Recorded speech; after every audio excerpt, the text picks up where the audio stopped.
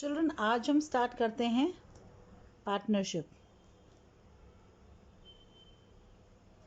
आपने partnership class 11th में business studies में थ्योरी पोर्शन किया था। आज इंट्रोडक्शन करेंगे। अब हम इसका प्रैक्टिकल करेंगे, अकाउंट्स में पार्टनरशिप का कैसे होता है। तो आपको ध्यान होगा, पार्टनरशिप फॉर्म ऑफ ऑर्गेनाइजेशन या पार्टनरशिप फॉर्म ऑफ बिजनेस कैसे इमर्ज हुआ था। सोल प्रोप्राइटरशिप था,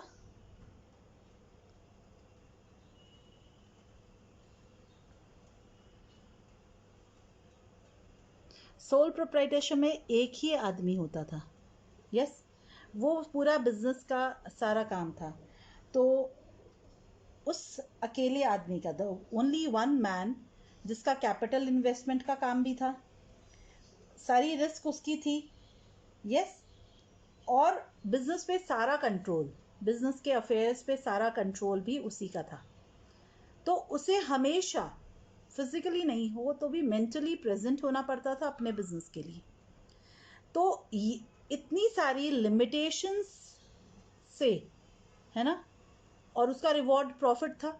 आपको पता है बिजनेस की रिस्क का रिवॉर्ड तो हमेशा प्रॉफिट होता है।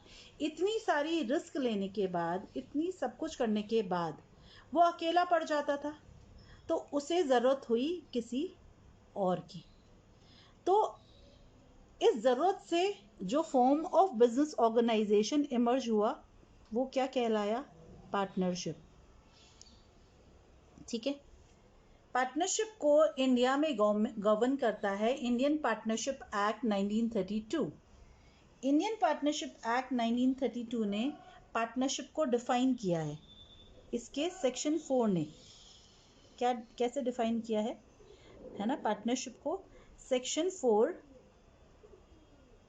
ऑफ इंडियन पार्टनरशिप एक्ट 1932 ने पार्टनरशिप को कैसे डिफाइन किया है? Partnership is the relation between persons who have agreed to share the profits of a business carried on by all or any of them acting for all। मैं लिखती हूँ अब, partnership is the relation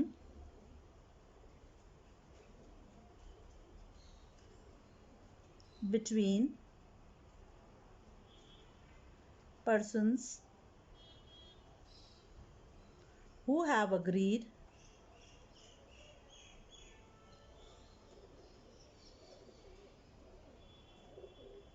to share the profits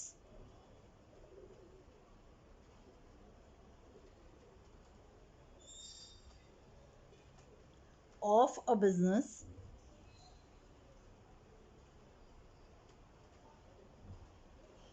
carried on by all or any of them acting for all।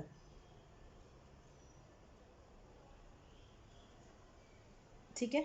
तो partnership क्या है? Partnership एक relation है, किसके बीच में? उन पर्सन्स के बीच में जिन्होंने क्या डिसाइड किया है, उन्होंने अग्री किया है। क्या चीज़ के लिए अग्री किया है? Sharing of profits. किसका प्रॉफिट? बिजनेस का प्रॉफिट। बिजनेस का प्रॉफिट जो कौन कैरी कर रहा है? ऑल या any of them acting for all. तो इस डेफिनेशन से ही हमें पार्टनरशिप के बारे में पता चलता है, यानी पार्टनरशिप के क्या क्या फीचर्स हैं, पार्टनरशिप के क्या कैरेक्टरिस्टिक्स हैं, है ना। पार्टनरशिप क्या है उसका हमें पता चलता है। यस चिल्ड्रन, तो हम अब फीचर्स देखते हैं पार्टनरशिप के।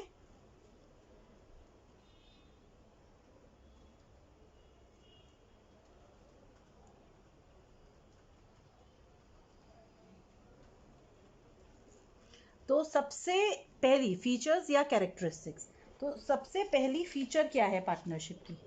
यस चिल्ड्रन, सबसे पहली फीचर है टू और मोर पर्सन्स।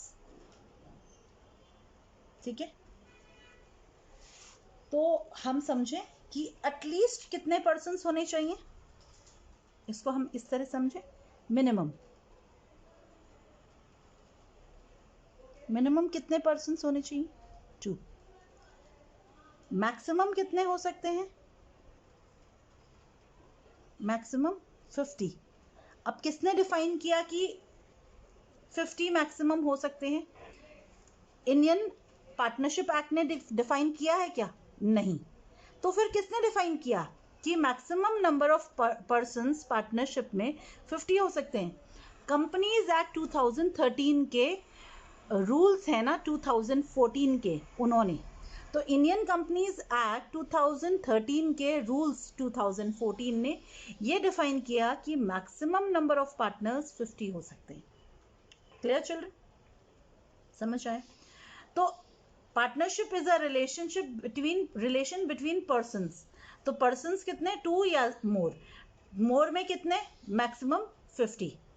समझ आए? तो जब एक सोल प्रोप्राइटर था, वो अकेला था, तो उसने बी को लिया, तो अब ये दोनों मिलके क्या हुए? पार्टनर। तो ये कितने हो सकते हैं? अप टू 50 हो सकते हैं। क्लियर है? ये चीज हमें समझ आ गई अच्छे से? यस। अब हम देखते हैं नेक्स्ट, हु हैव अग्रीड। तो नेक्स्ट फीचर क्या हो जाती है? Agreement among partners. अग्रीमेंट, तो हमने क्या समझा? हु हैव अग्रीड, तो अग्रीमेंट हमारा नेक्स्ट पॉइंट हुआ। तो नेक्स्ट फीचर क्या हुई? Agreement among partners.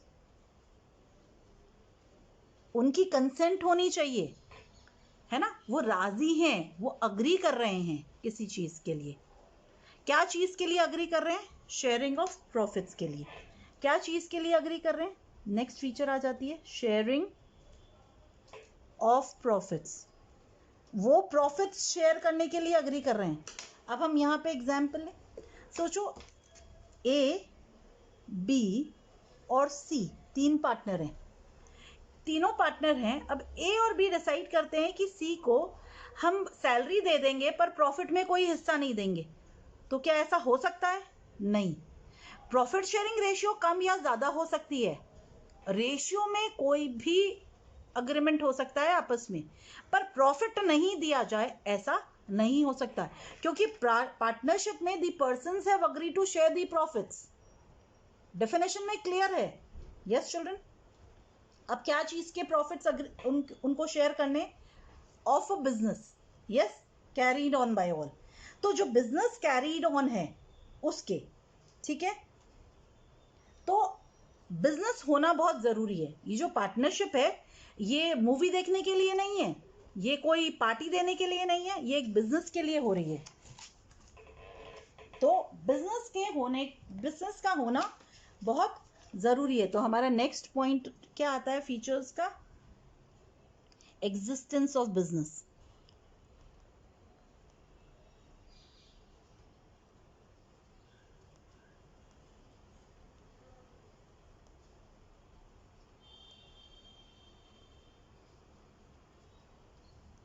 ठीक है, तो बिजनेस के existence is very important. Yes, क्योंकि बिजनेस होगा उसका ही प्रॉफिट्स वो शेयर कर सकते हैं। यस चिल्ड्रन, आ गया समझ? अब नेक्स्ट पॉइंट क्या होगा?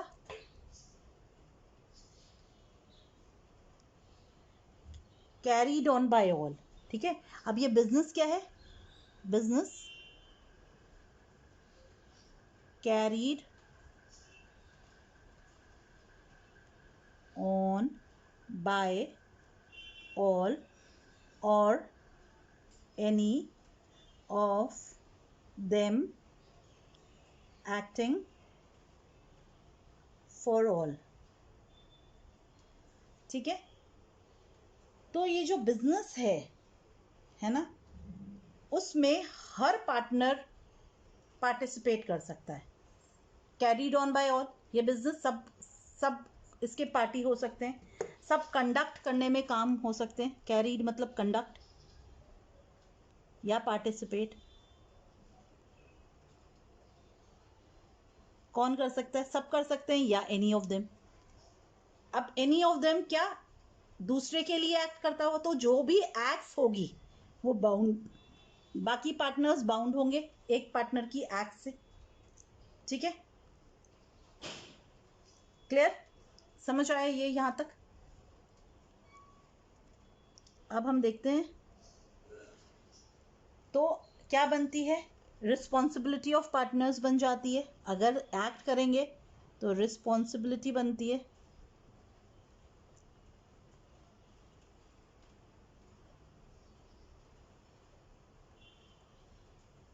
यानी एक पार्टनर दूसरे पार्टनर की एक्ट के लिए रिस्पॉन्सिबल है, बाउंड है। क्लियर? रिलेशनशिप क्या अब हुई इनमें? अगर हम एक दूसरे की एक्ट के लिए रिस्पॉन्सिबल हैं तो एक रिलेशनशिप हो गई हमारे बीच में। रिलेशनशिप क्या हुई? Relationship of principal and agent.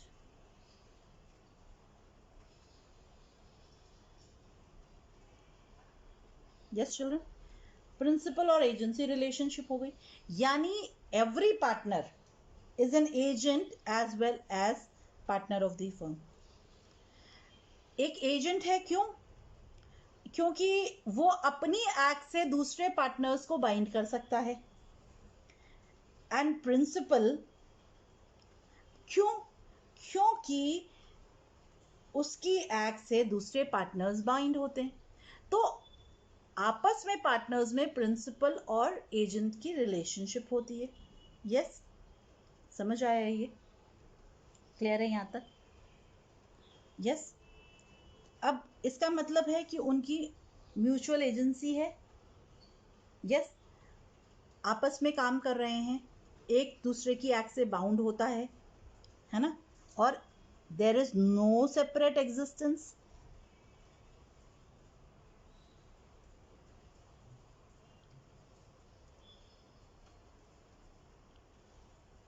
है ना, एक पार्टनर की फर्म से सेपरेट कोई एग्जिस्टेंस नहीं है, उसके फर्म के मेंबर्स से सेपरेट कोई एग्जिस्टेंस नहीं है।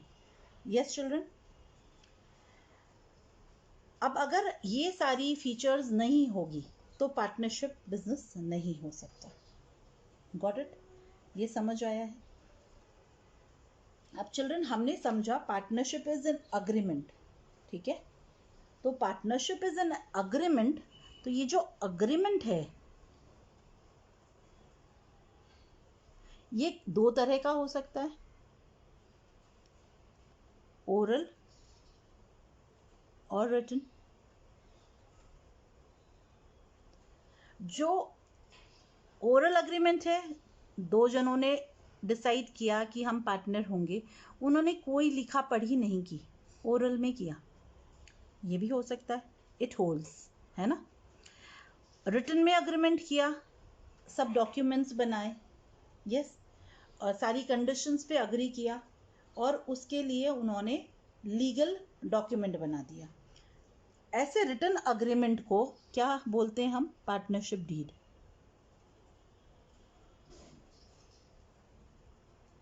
So partnership deed is nothing but it is a written agreement. Yes, partnership deed is a written agreement between the partners. इसको हम आर्टिकल ऑफ पार्टनरशिप भी कहते हैं।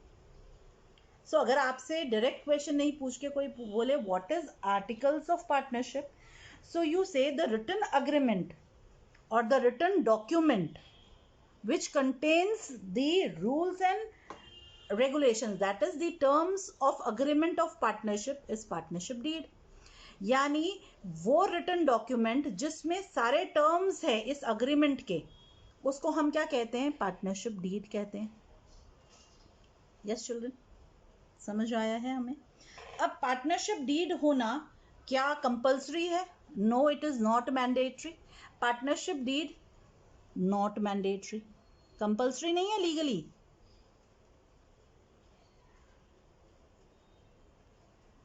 मैंडेटरी का मतलब होता है लीगली कंपल्सरी, ठीक है? बट क्यों ये इसका होना हमारे लिए अच्छा होता है? यस, इसकी क्या इंपॉर्टेंस है कि हम पार्टनरशिप की जो अग्रीमेंट है उसको रिटन में रखें या एक पार्टनरशिप डीड रखें? अगर कोई डिस्प्यूट्स होते हैं तो वो हेल्प करता है। कब हेल्प करता है? डिस्प्यूट होते हैं अगर, तब हेल्प करता है। फिर कब हेल्प करता है आपको? कोई भी रूल्स है ना, रेगुलेट कर लेता है, रेगुलेट करता है पार्टनर्स की एक्टिविटीज़ को, ठीक है? और क्या करता है वो? मिसअंडरस्टैंडिंग्स अवॉइड करने में हेल्प करता है।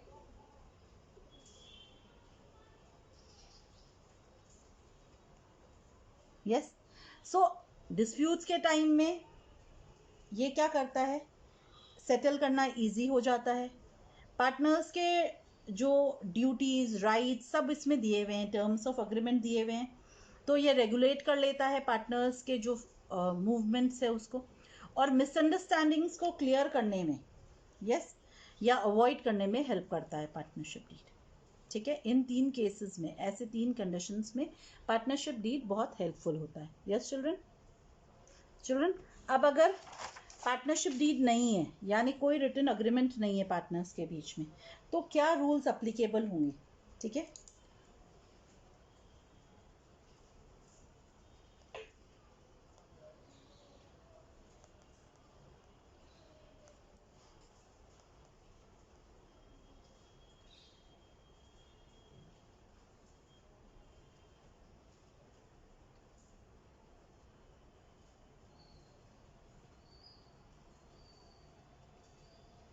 अगर पार्टनरशिप डीड नहीं है तो क्या रूल्स अप्लीकेबल होंगे?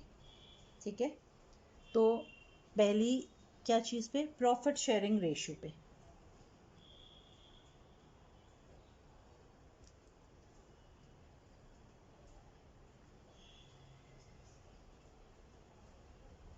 क्या रूल्स अप्लीकेबल होंगे, है ना?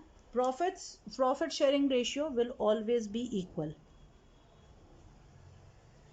अगर कोई पार्टनरशिप डीड नहीं है तो प्रॉफिट शेयरिंग रेशियो हमेशा इक्वल होगी।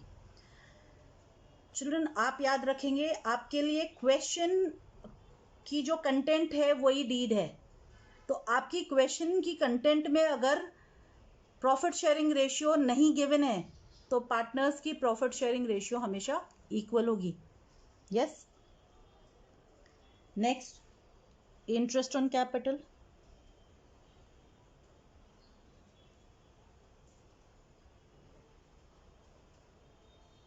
अगर हमारी डीड नहीं है तो कोई इंटरेस्ट ऑन कैपिटल अलाउ नहीं होगा। No,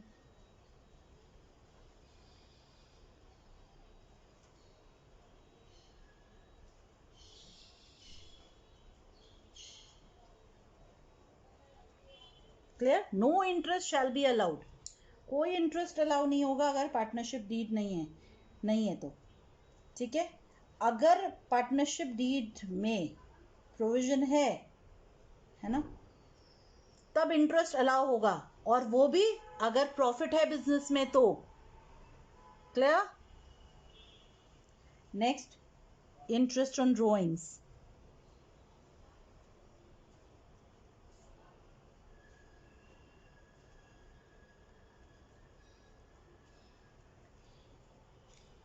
so no interest will be charge on drawings.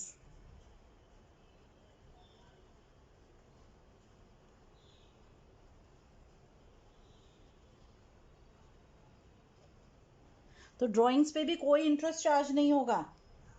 Yes, clear है? Next, salary to a partner.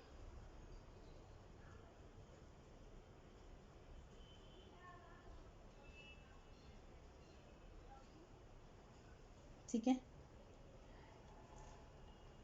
कोई भी पार्टनर अगर डीड नहीं है तो कोई तरह की सैलरी, कमीशन या रेम्यूनरेशन के लिए एंटाइटल नहीं है।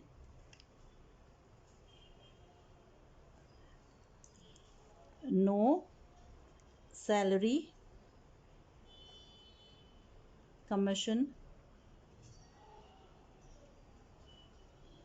और रेम्यूनरेशन। यस, अब देखें हम next, interest on partners loan. Interest on loan, कौन सा लोन? Partners loan. ठीक है, तो अगर किसी पार्टनर के ने कोई लोन दिया है फर्म को, ठीक है, तो इंटरेस्ट लगेगा। Interest at the rate 6% per annum, yes, is to be allowed.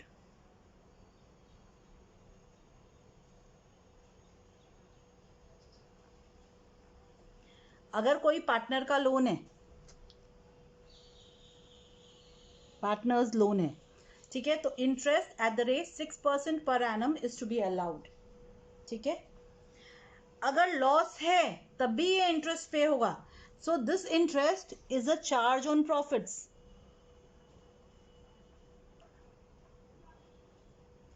This interest is a charge on profit. Charge on profit का मतलब क्या है? अगर लॉस है तब भी हमें ये देना है। Interest on capital is an appropriation out of profits, it is not a charge. अगर प्रॉफिट होगा तभी इंटरेस्ट अलाउ होता है कैपिटल पे, पर लोन पे इंटरेस्ट तब भी देते हैं जब लॉस होता है। So interest on loan is a charge on profits.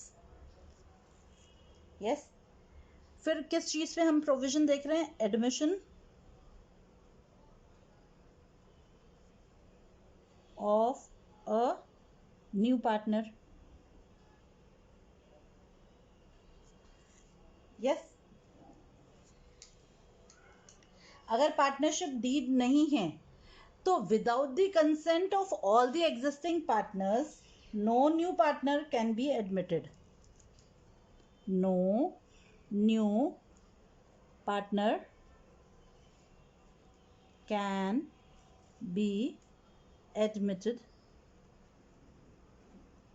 without consent of existing partners।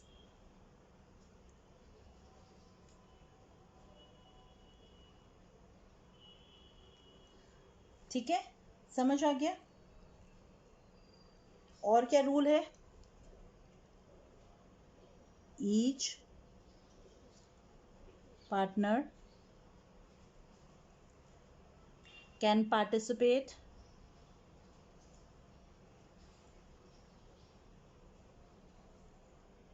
in the conduct of the business।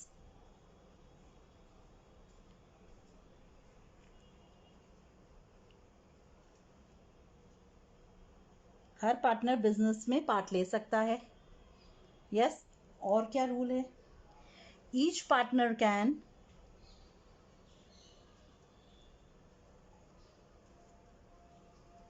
Inspect the books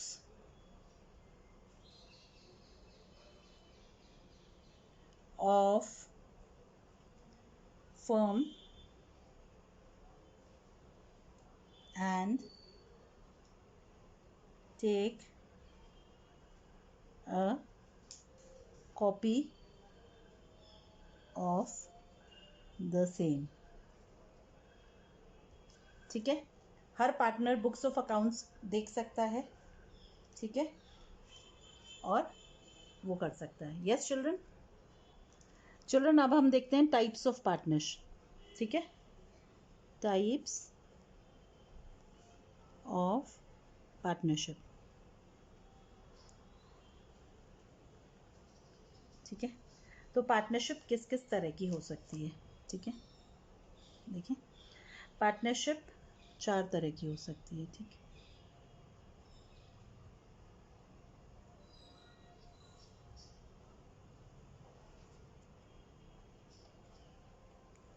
ठीक है, according to liability,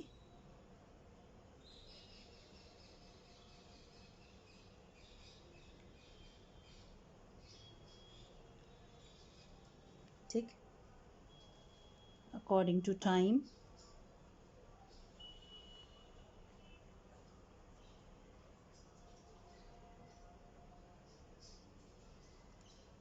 according to objects,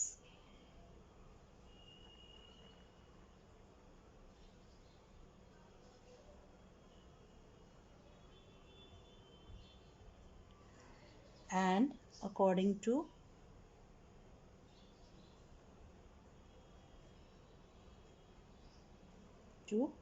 legality.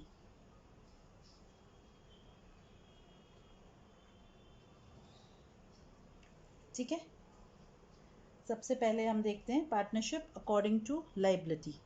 Partnership according to liability दो तरह की होती है, ठीक, दो तरह की होती है। क्या क्या होती है?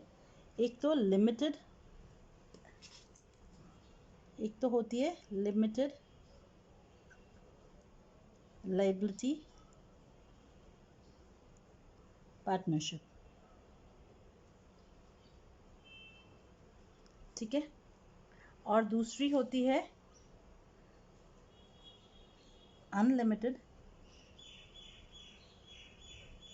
लाइबिलिटी पार्टनरशिप, ठीक है। एक अकॉर्डिंग टू टाइम भी दो तरह की होती है, यस चिल्ड्रन। एक होती है fixed time partnership, fixed time,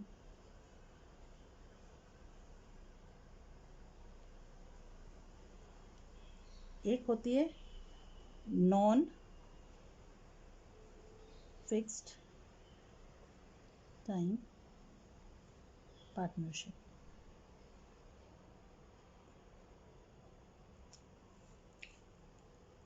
according two objects, ठीक है, ये भी दो तरह की होती है, पार्टनरशिप एट विल, ठीक, और स्पेशल पार्टनरशिप।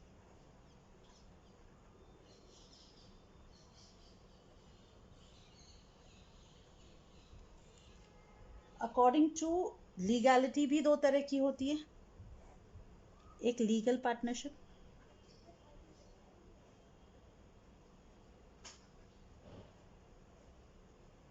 और दूसरी इल्लीगल पार्टनरशिप।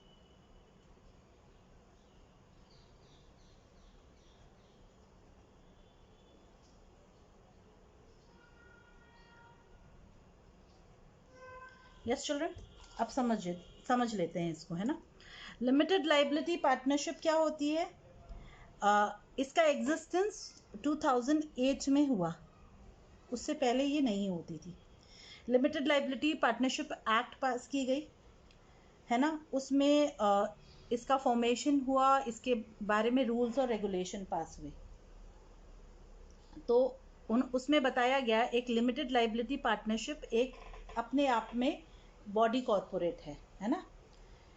इसकी लीगल एंटिटी होती है दूसरे पार्टनर्स से अलग, है ना।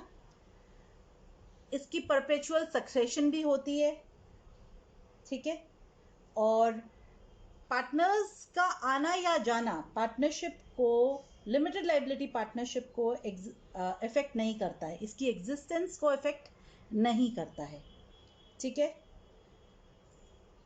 तो और इंडियन पार्टनरशिप एक्ट 1932 के रूल्स लिमिटेड लाइबिलिटी पार्टनरशिप पे अप्लाई नहीं करते हैं, ठीक है। अब अनलिमिटेड लाइबिलिटी पार्टनरशिप क्या होती है? जिसमें पार्टनर्स की, सारे पार्टनर्स की लाइबिलिटी क्या है? अनलिमिटेड है, ठीक है। इसमें पार्टनर्स की लाइबिलिटी लिमिटेड हो जाती है, अलग ही एक्ट हो गई, वो हमारी पार्टनरशिप एक्ट के अंडर में नहीं आती है। तो इसमें सारे पार्टनर्स की लाइबिलिटी क्या है? अनलिमिटेड है।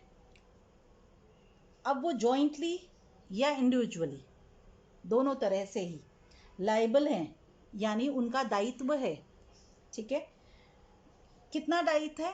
अनलिमिटेड एक्सटेंट तक दायित्व है। किसके प्रति है ये उनकी liability? Creditors of the firm के प्रति। यस, किसके टुवर्ड्स है? क्रेडिटर्स के टुवर्ड्स ये लाइबिलिटी है ना, कि अगर हमारे फर्म के एसेट्स सफिशिएंट नहीं हुए लाइबिलिटीज को पे ऑफ करने में, तो पर्सनल एसेट्स जो हैं पार्टनर्स के, यस, उसको यूज करके भी क्रेडिटर्स जो हैं फर्म के उनको पे किया जाएगा। क्लियर है? हम जब पार्टनरशिप पढ़ते हैं तो ये सबसे पहले समझते हैं। यस, अब हम देखते हैं partnership according to fix time. अब एक फिक्स टाइम के लिए हमने पार्टनरशिप कर ली, फिक्स पीरियड के लिए, ठीक है। तो ये जब फिक्स पीरियड खत्म होगा तो पार्टनरशिप अपने आप डिसॉल्व हो जाएगी, यानी खत्म हो जाएगी, उसको बंद होना ही होगा, बिजनेस को क्लोज होना पड़ेगा, ठीक है। अ नॉन फिक्स टाइम या अनलिमिटेड टाइम पार्टनरशिप है ना, उसका क्या मतलब हुआ कि ये डिसाइड नहीं हुआ है कि कब पार्टनरशिप बंद होगी। पार्टनरशिप कंटिन्यू होती जाएगी जब तक सारे पार्टनर्स की कंसेंट है और पार्टनरशिप प्रॉफिट के साथ चल रही है। यानी कोई ऐसी कंडीशन नहीं आए कि पार्टनरशिप को कंपल्सरीली डिसॉल्व किया जाना चाहिए या बंद किया जाना चाहिए, क्लोज किया जाना चाहिए, तब तक पार्टनरशिप चलती जाएगी। Clear? Partnership according two objects में दो हैं। पार्टनरशिप एट विल का क्या मतलब है कि कोई, है ना, पार्टनरशिप हमने स्पेसिफिक टाइम पीरियड के लिए नहीं करके अपनी विल के लिए किया है ना। अब स्पेसिफिक पार्टनरशिप जो फिक्स टाइम के लिए, वो भी एक तरह से विल पे ही है। अब हमारी हमने टाइम नहीं देखा, पर हमारा जब मन खत्म हो जाएगा, सारे पार्टनर्स की कंसेंट खत्म हो जाएगी, यस, किसी भी एक पार्टनर का अगर ऐसा उद्देश्य हो गया या उसका ऐसा मन हो गया, यस, अगर वो अग्री नहीं कर रहा है कंटिन्यू करने में, तो पार्टनरशिप को डिसॉल्व होना पड़ेगा। यस, सो अगर पार्टनरशिप एट विल है तो किसी भी पार्टनर का अगर अग्रीमेंट नहीं रहता, कंसेंट नहीं रहती, फ्री कंसेंट नहीं रहती पार्टनरशिप में, तो वो नोटिस दे के पार्टनरशिप को डिसॉल्व करवा सकता है, ठीक है। अब स्पेशल पार्टनरशिप या स्पेसिफिक पार्टनरशिप क्या होती है कि जब हम किसी एक स्पेशल पर्पस के लिए, कोई एक स्पेसिफिक पर्पस के लिए पार्टनर्स हो जाते हैं, है ना, साथ काम करते हैं, बिजनेस करते हैं, तो उसको हम स्पेशल पार्टनरशिप कहते हैं। जैसे कोई कंस्ट्रक्शन प्रोजेक्ट के लिए, कंस्ट्रक्शन ऑफ रोड के लिए, कोई डैम के कंस्ट्रक्शन के लिए, कोई बिल्डिंग के कंस्ट्रक्शन के लिए, है ना, तो ऐसी पार्टनरशिप को स्पेशल पार्टनरशिप कहते हैं। ऐसी पार्टनरशिप जैसे ही हमारा वो पर्पस खत्म हो जाता है, पार्टनरशिप खत्म हो जाती है। यस, अब लीगल पार्टनरशिप, जो भी पार्टनरशिप एक्ट्स के लिमिट्स के साथ काम करती है, उसके अंदर काम करती है, उसको लिमिटेड पार्टनरशिप, लीगल पार्टनरशिप कहते हैं हम, ठीक है। इलीगल पार्टनरशिप कब कब होती है? जब उस पार्टनरशिप का ऑब्जेक्ट इलीगल हो जाए, number of persons less than 2 या मोर देन 50 हो जाए, ठीक है, पब्लिक पॉलिसी या इंटरनेशनल पॉलिसी के अगेंस्ट काम करे, कोई एनिमी कंट्री का, एलियन एनिमी कंट्री का, है ना, सिटीजन हमारा पार्टनर हो जाए, तो इलीगल हो गई पार्टनरशिप। क्लियर? तो चिल्ड्रन, टाइप्स ऑफ पार्टनरशिप भी अंडरस्टूड है, थ्योरी पोर्शन इतना हमारा पार्टनरशिप का। अब हम प्रैक्टिकल और प्रैक्टिकल रिलेटेड थ्योरी करेंगे नेक्स्ट।